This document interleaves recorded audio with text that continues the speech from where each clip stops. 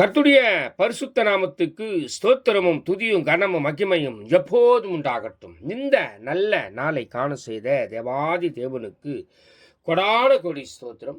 கர்த்தரின் மகிமை ஆத்துமா ஆதாயம் சுவிசேஷ ஊழியத்தின் சார்பாக இன்றைய நாளுக்கான சில நிமிட தேவ செய்தி கேளுங்கள். இனி காலம் செல்லாது, இனி காலம் செல்லாது, இனி காலமே செல்லாது. என் ஆண்டவராய் இயேசு கிறிஸ்து வரப்போகிறார். ஆயத்தமாயிருங்கள், எப்போதும் ஆயத்தமாருங்கள். எப்போது வருவார் என்று தெரியாது, இப்போதே ஆயத்தமாருங்கள். கர்த்தர் தாமே உங்களுடனே கூடவே இருப்பார்.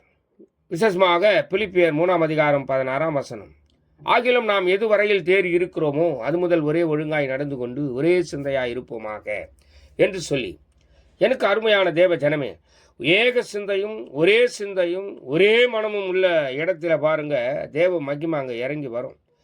கூடி இருக்கிற இடம், தேவ பிள்ளைகள் கூடி இருக்கிற இடம் அசையும். வேதம் அதுதான் சொல்லுகிறது. அவர்கள் கூடி இருந்த இடம் அசைந்தது. ஒரே மனமாய், ஒரே சிந்தையாய், ஒரே ஏக சிந்தையாய் அவர்கள் ஒருமனப்பட்டு கூடியிருந்தார்கள் என்று சொல்லி, எனக்கு பிரியமான தேவ ஜனமே, ஒரு மனம் எங்க உண்டு அங்க விடுதலை உண்டு. தேவ மகிமை அங்க ஆளுகை செய்யும், பராக்கிரமம் செய்யும், வல்லமையாய் கிரியை செய்யும். வல்லமையாய் தொழுது கொள்ளுகிற உங்கள் மேல் கர்த்தருடைய மகிமை உங்கள் மேலே இருக்கும் என்பதில் சந்தேகமில்லை. கிருபை எப்போது உங்களோடு கூட இருக்கும். நாம் எல்லாவற்றிலும் தேறி இருக்கிறோம், தேற வேண்டும் என்று கர்த்தர் விரும்புகிறார்.